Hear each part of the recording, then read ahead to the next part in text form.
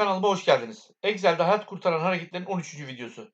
Size görüldüğü gibi bir tablo geldi ve satır sütun boyutlarının düzenlenmesi istendi. Ne yapardınız?